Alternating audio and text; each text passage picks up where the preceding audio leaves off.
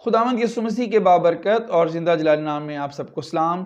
अजीज़ बहनों भाइयों, मैं एक बार फिर खुदावंद का शुक्रगुजार हूँ कि खुदा ने मुझे ये मौका बख्शा कि मैं आपके सामने खुदावंद के कलाम की खिदमत को सरअंजाम दे सकूँ।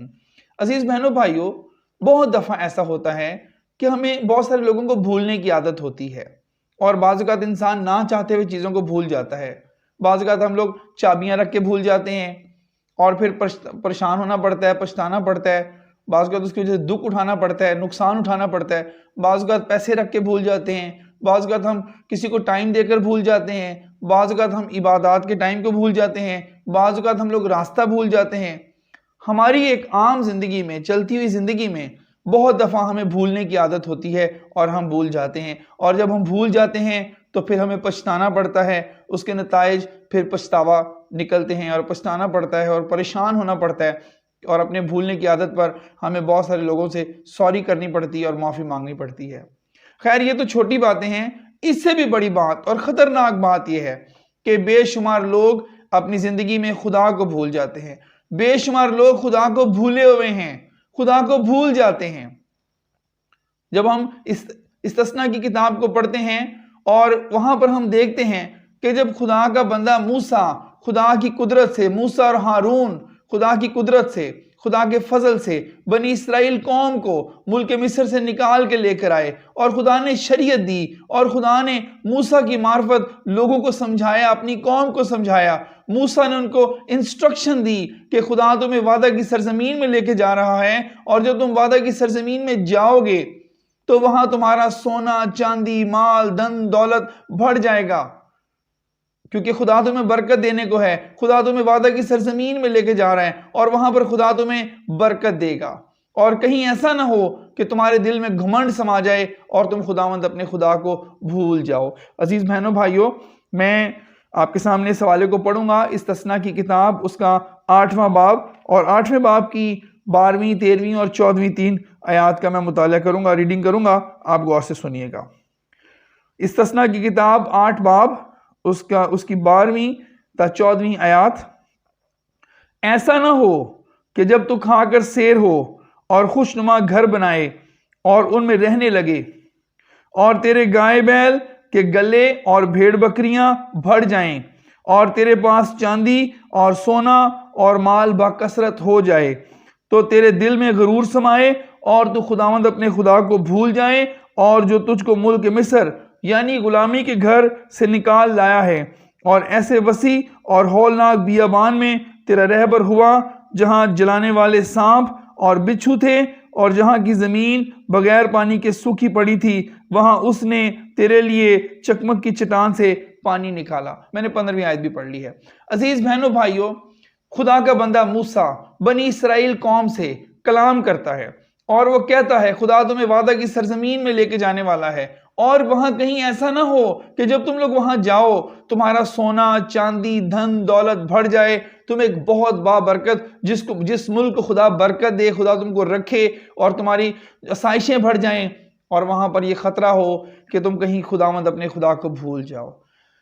अजीज बहनों भाइयों, आज के मौजूदा दौर में हर बंदा अमीर होना चाहता है, लेकिन अमीर होने के साथ साथ दौलत के अंदर ये खतरात मौजूद हैं कि जब इंसान दौलतमंद होता है तो वो खुदा को भूल जाता है और उसकी ज़िंदगी से खुदा जाता रहता है। कहीं ऐसा ना हो कि तेरे दिल में घमंड समाए और तो खुदावंद अपने खुदा को भूल जाए। आज हम देखते हैं मौजूदा दौर में बहुत सारे अमीर लोग ऐसे हैं जो खुदा को भूल चुके हैं। मेजॉरिटी, अमीरों की मेजॉरिटी वो खुदा को भूल जाती है। बहुत सारे गरीब खुदा को भूल जाते हैं, वो गुर्बत में चले जाते हैं और अपने मुश्किलात और परेशानियों के लिए हर वक्त फिक्रमंद रहते हैं और खुदावंद अपने खुदा को भूल जाते हैं।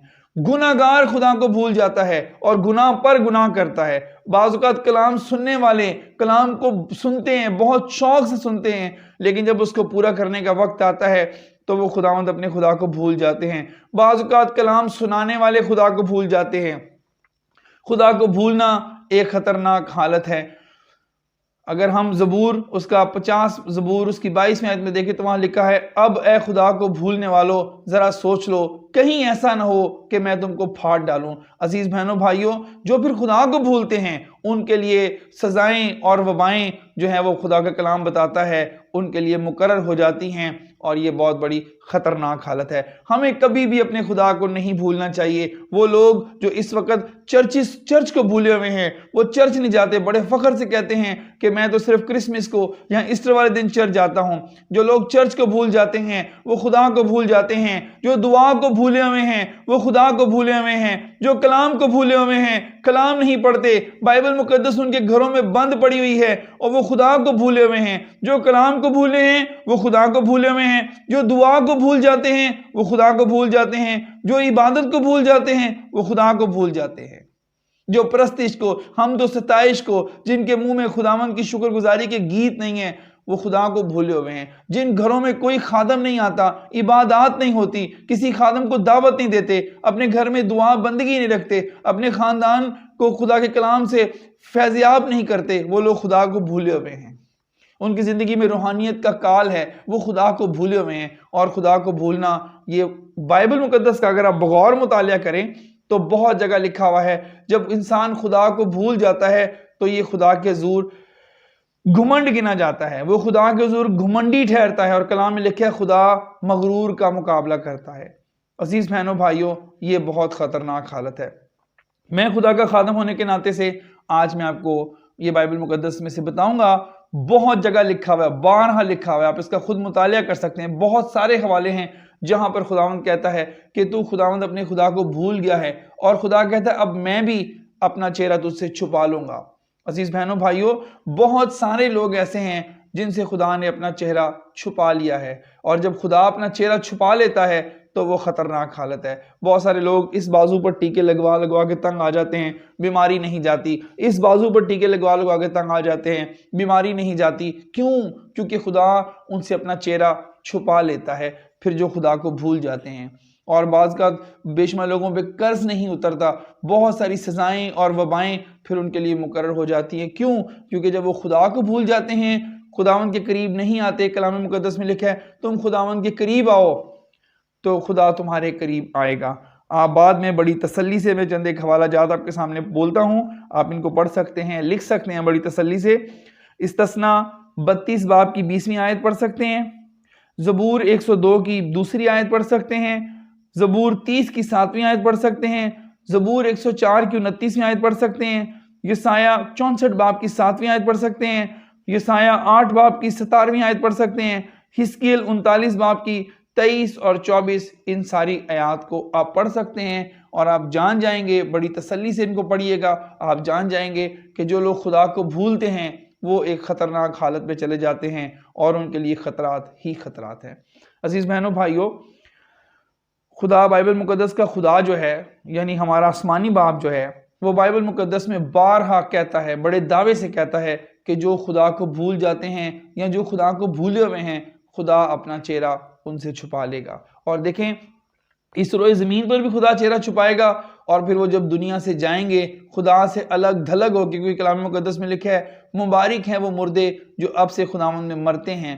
جو لوگ مبارک ہو کے مرتے ہیں، خداوند میں مرتے ہیں، اپنے خدا کی یاد میں جان دیتے ہیں، ایمان کی حالت میں جان دیتے ہیں، وہ مبارک ٹھہرتے ہیں۔ لیکن جو لوگ خدا میں نہیں مریں گے، خدا کو بھولیں گے اور اس حالت میں مر جائیں گے، خدا سے جدا ہو کے دنیا سے جائیں گے، تو پھر خدا عبدالآباد کے لیے ان سے اپنا چہرہ چھپا لے گا۔ عزیز بہنوں بھائیوں، جب خدا اپنا چہرہ جلوہ گر فرماتا ہے، آپ اس کا بھی مطالعہ کریں، اس کو سٹڈی کریں، جب خدا ہم سے اپنا چہرہ، ہم پر اپنا چہرہ جلوہ گر فرماتا ہے تو پھر عجیب کام ہوتے ہیں۔ خدا بنی اسرائیل قوم پر اپنا چہرہ جلوہ گر فرماتا تھا، وہ ہر جنگ پر فتح مند ہوتے تھے، ہر جنگ میں فتح مند ہوتے تھے۔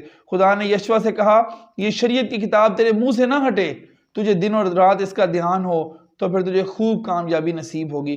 یشوع 31 بادشاہوں پر غالب آیا۔ جب خدا کسی پر اپنا چہرہ چمکاتا ہے، جب اپنے چہرے کو جلوہ گر فرماتا ہے، تو پھر وہ زندگی کی ہر جنگ میں فتح یاب ہوتے ہیں، کامیاب ہوتے ہیں، غالب آتے ہیں۔ لیکن جب خدا کسی سے اپنا چہرہ چھپا لیتا ہے تو پھر بڑی بری حالت ہے۔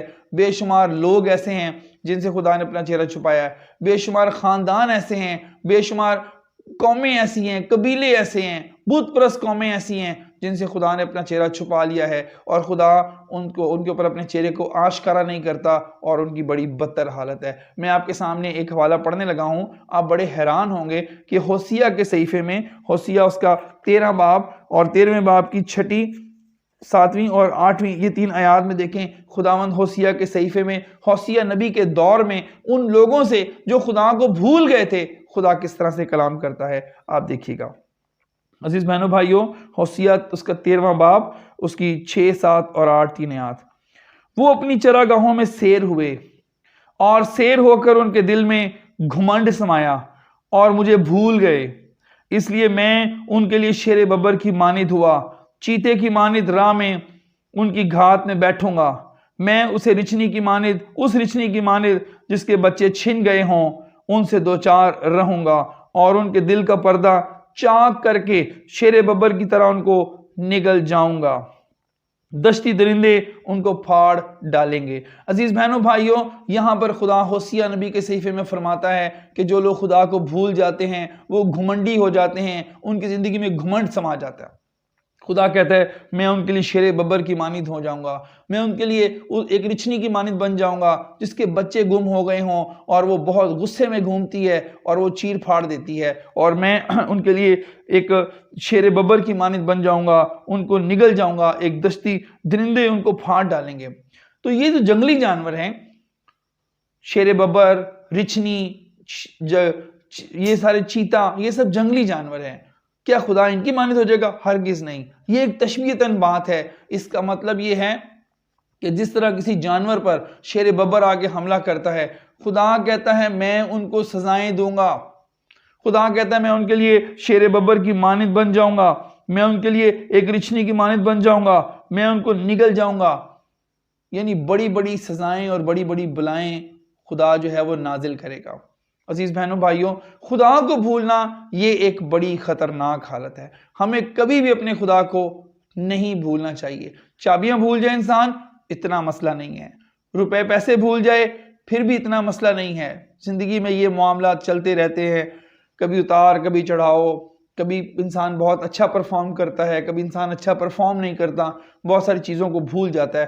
لیکن اگر انسان اپنے خدا کو بھول جائے، یاد رکھیں اپنے روز مرہ کے کھانے سے، اپنی تنخواہ سے بھی زیادہ، اپنی جان سے بھی زیادہ، اپنے گھر کے افراد سے بھی زیادہ ہمیں خداوند اپنے خدا سے اٹیچ ہونے کی ضرورت ہے، ہمیں خداوند اپنے خدا سے جڑنے کی ضرورت ہے۔